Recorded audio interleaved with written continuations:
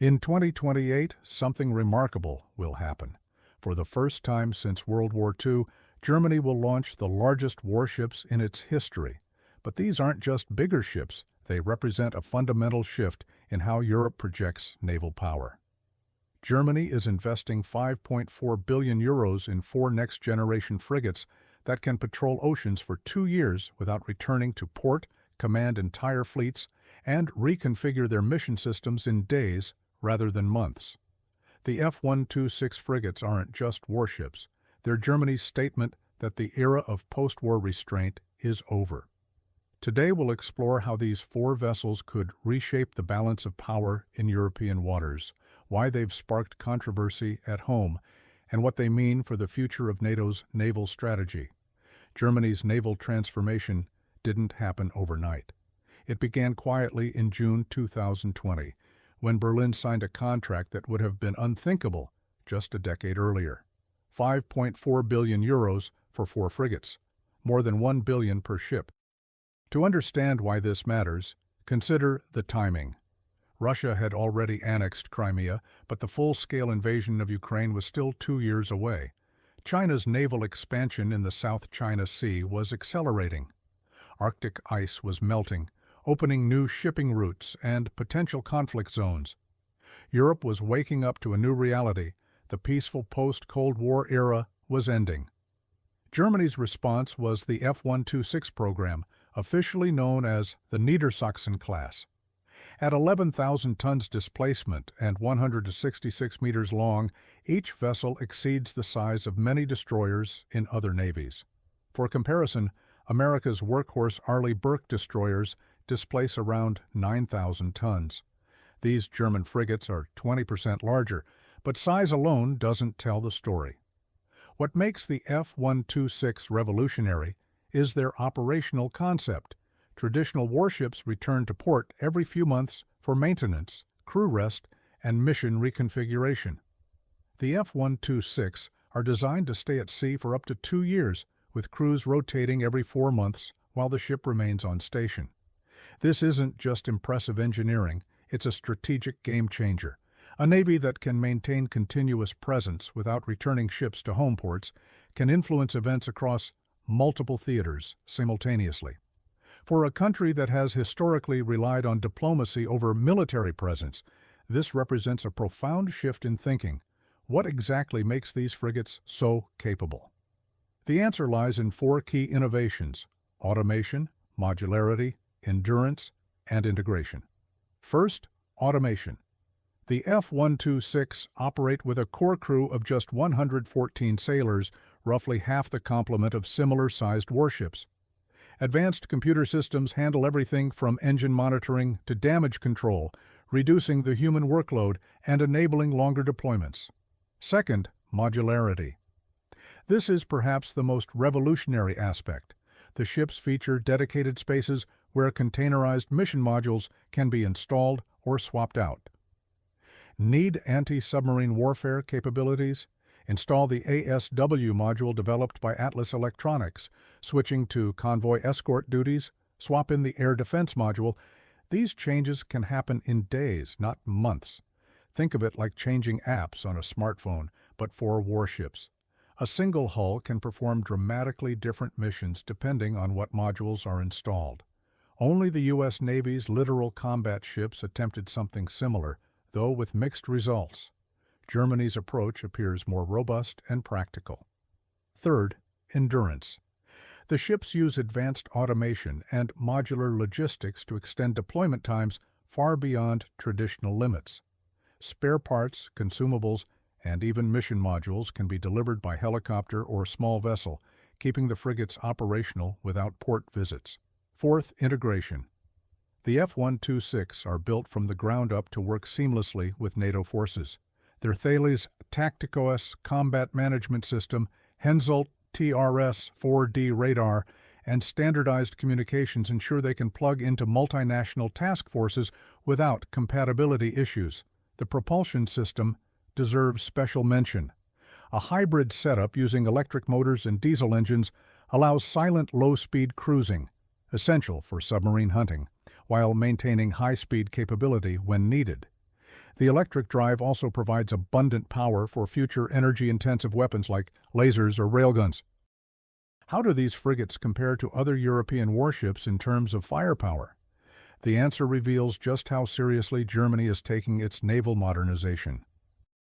The primary air defense system centers on a 16-cell Mark 41 vertical launch system, capable of holding up to 64 evolved Sea Sparrow missiles. These can engage high-speed aircraft and incoming missiles with impressive precision. While not as heavily armed as dedicated air defense destroyers, this represents a massive upgrade over Germany's current surface fleet.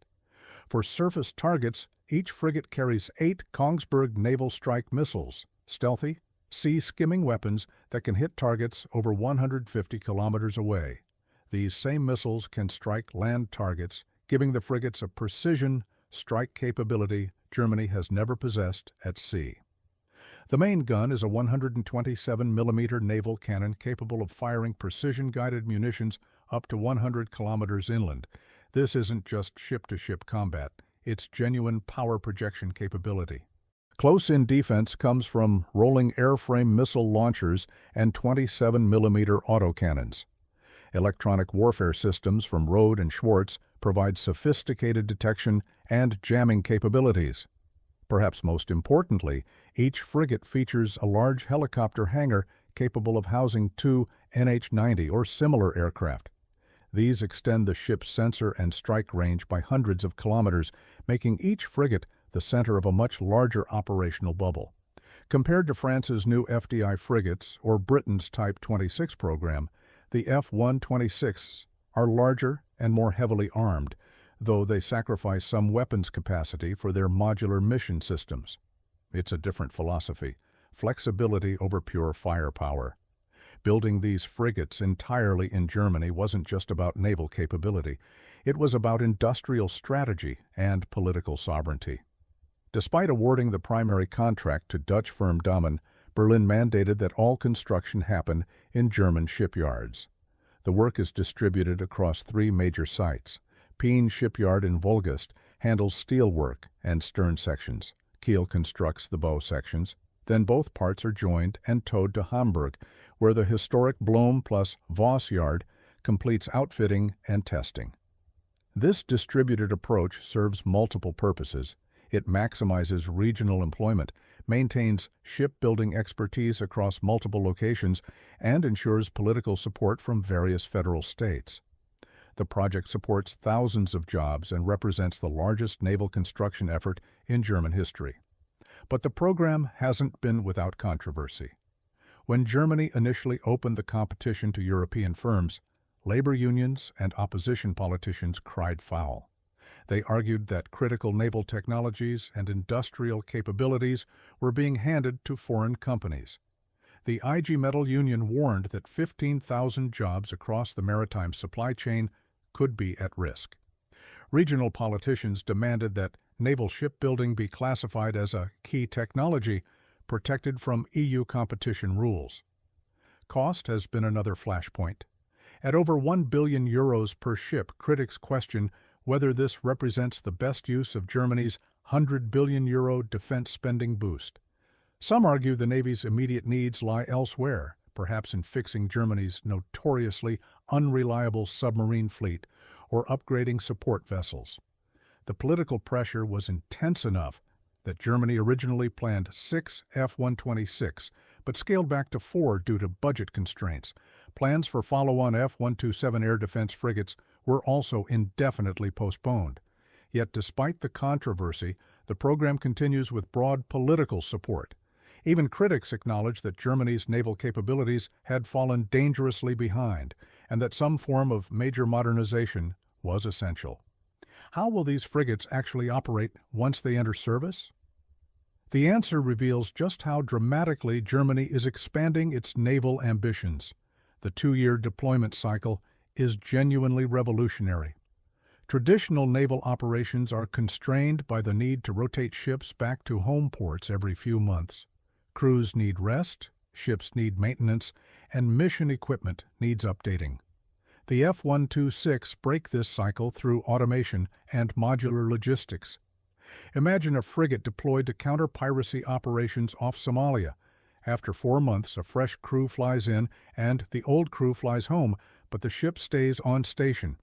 After 8 months, a helicopter delivers a new mission module and the ship transitions to convoy escort duties in the Red Sea. After 12 months, another crew rotation. After 18 months, the ship moves north to join NATO exercises in the eastern Mediterranean. This isn't theoretical. It's the operational concept these ships are designed around. The implications are profound. Germany could maintain continuous naval presence in multiple regions simultaneously with just these 4 ships, something that would normally require a much larger fleet. The modular mission systems amplify this flexibility. A ship could arrive in theater configured for anti-submarine warfare, detect a surface threat, swap modules, and transition to anti-surface warfare within days. This kind of adaptability has never existed at the frigate level before. Geographic reach is equally impressive. These ships are designed for global operations, Arctic patrols, Indo-Pacific deployments, African coast missions. Germany is building the capability to project naval power anywhere in the world and sustain it for extended periods. The frigates will integrate seamlessly with NATO task forces, but they're also capable of independent operations. Their command and control systems make them suitable for leading multinational missions, not just participating in them.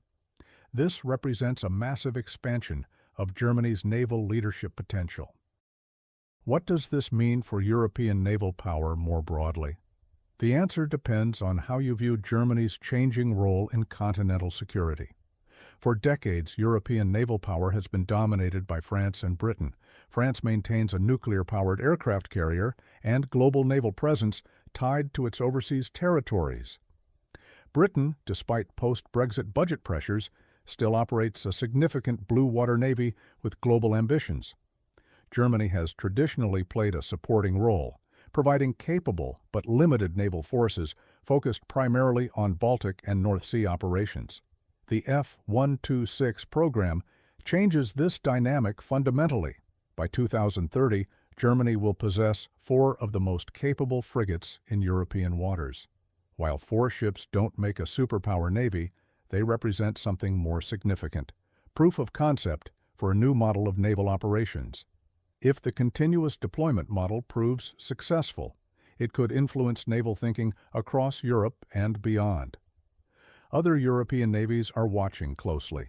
Spain's F-110 frigate program, the Netherlands' future surface combatant plans, and even Italy's naval modernization efforts will likely incorporate lessons from Germany's experience. The broader strategic implications are even more significant. Naval power isn't just about combat capability, it's about presence and influence. A German frigate operating in the South China Sea or the Arctic Ocean sends political messages that extend far beyond its military capabilities.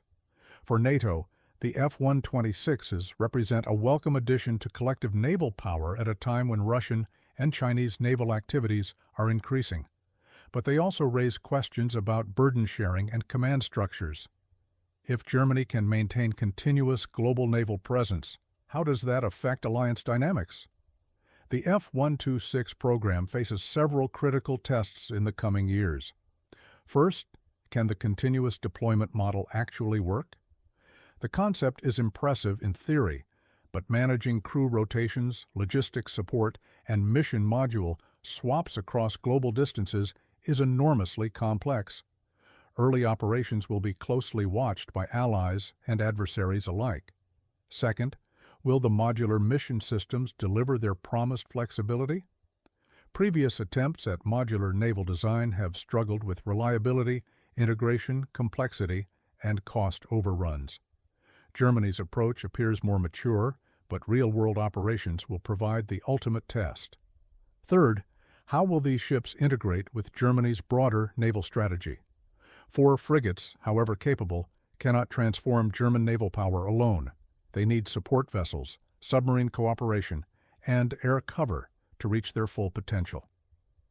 Looking ahead, several developments could amplify the F-126 impact. Germany and Norway are jointly developing a supersonic anti-ship missile that could dramatically extend the frigate's strike range. Advanced unmanned systems could multiply their surveillance and reconnaissance capabilities. Future energy weapons could provide new defensive options. The program's success could also influence Germany's naval procurement beyond these 4 ships.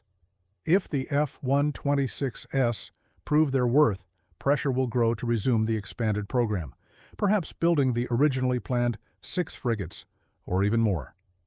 The follow-on F-127 air defense frigates remain on hold, but could be revived if budget conditions improve. International cooperation opportunities are equally significant. Several NATO allies have expressed interest in the F-126 design or similar capabilities. Export versions could spread German naval technology and influence while supporting the domestic shipbuilding industry.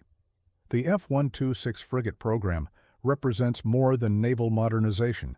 It's a statement about Germany's role in 21st century security. For a nation that spent decades emphasizing diplomatic solutions over military presence, building 4 globally deployable warships represents a fundamental shift in strategic thinking. These ships won't make Germany a naval superpower overnight. 4 frigates cannot challenge the fleets of major naval powers or single-handedly reshape global maritime balance. But they do something potentially more significant. They demonstrate that innovative design and operational concepts can multiply naval effectiveness far beyond simple ship counts. The continuous deployment model, modular mission systems, and advanced automation represent genuine innovations in naval operations.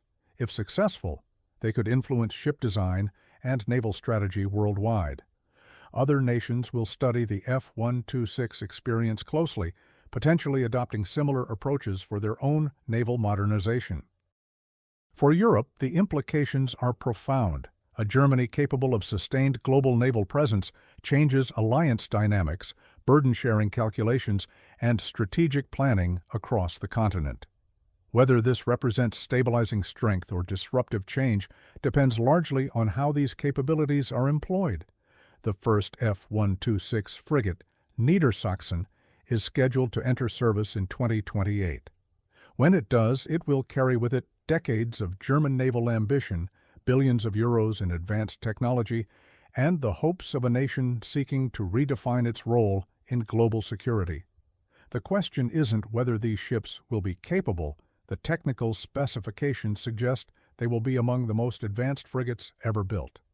The question is what Germany will do with this new capability and how the world will respond to a more assertive German naval presence. By 2030, we'll have our answer, and that answer could reshape our understanding of naval power, alliance relationships, and Germany's place in the global order.